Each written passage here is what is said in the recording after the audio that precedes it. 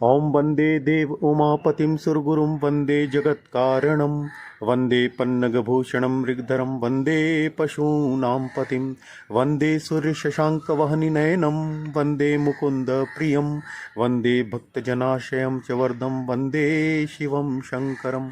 हर हर महादेव।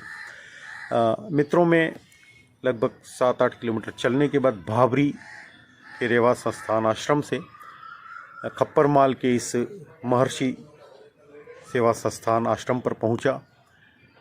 बहुत ही अद्भुत यहाँ आकर मुझे लगा, ऐसा लगा जैसे साक्षात में शिवलोक में आ गया। बहुत अच्छे बड़े बड़े टिन शेड बने हुए हैं और हर टिन शेड में 60-70 आदमी सो सकते हैं कम से कम। काफ़ी टिन शेड हैं। उसके अलावा बहुत ही साफ़ सुथरे टॉयलेट्स वगैरह बने हुए हैं। माँ नर्मदा का यहाँ से साक्षात दर्शन होता है और इस आश्रम के पीछे तरफ की पहाड़ी पर ही महादेव की स्थापना है खुले में ही। बहुत अद्भुत। और हर टिन शेड में चार्जिंग पॉइंट्स है, गद्दे लगे हुए हैं और बहुत अच्छी बिछावट है। मैं लगभग 3 घंटे चलने के बाद, बड़ी कठिन चढ़ाई थी। खप्परमाल में रोड से आया, लेकिन रोड में भी बहुत चढ़ाई थी, बहुत। लेकिन मैं चूँकि सवेरे जल्दी निकल गया तो 3 घंटे में पहुँच गया और लगभग 9 बजे मैं यहाँ पहुँच गया था। उसके बाद मैंने अपना आसन वासन लगाया और इस स्थान को देख के तबीयत खुश हो गई। थोड़ी देर में बैठे ही था और चाय आ गई तुरंत। चाय पीने के बाद और मैं पूरे परिसर में घूमा और ये है यहाँ का रसोई घर और इसी में बैठकर भोजन प्रसाद ग्रहण करते हैं लोग। बिल्कुल रोड के पास ही है, रोड निकल रहा है और वहीं पे। और फिर पीछे जाके मैंने ये वीडियोस लिए। ये पीछे तो ऐसा लगता है जैसे साक्षात अपन कैलाश में आ गए हैं, शिवलोक में आ गए हैं।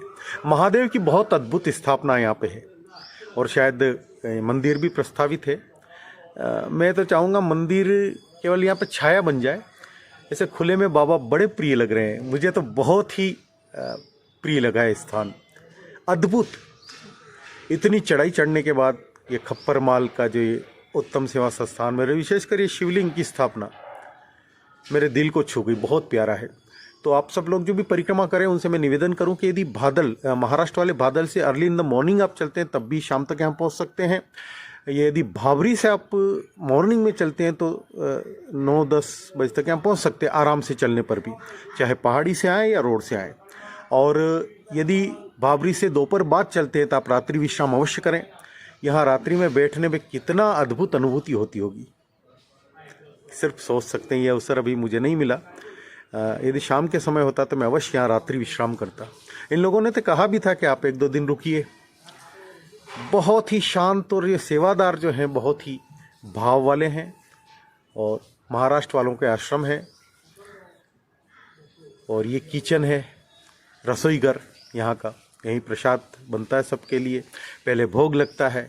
यहाँ पे अंदर चौकी है, भगवान बैठे हैं और सादा और सिंपल भोजन है लेकिन बड़ा प्रेमपूर्ण है। तो मैंने भोजन प्रसाद पाया और 10 बजे ही भोजन करके मैं बिल्कुल कंप्लीट हो चुका था और मैंने कहा अब आगे चलना चाहिए। तो कुछ बच्चे दिखे यहीं पे आश्रम परिसर में, तो मैंने थोड़ी चॉकलेट निकाली उनके लिए। और देखो, ये डॉगी ने आते टाइम भी मेरा स्वागत किया था और जाते समय भी। बहुत प्यारा। ये आते समय का वीडियो है। तो मैंने जाते जाते रोड पे चलना शुरू कर दिया है और इस आश्रम को प्रणाम किया, इसकी चेतना को। और मैं जा रहा था तब भी ये डॉगी बहुत नर्मदे हर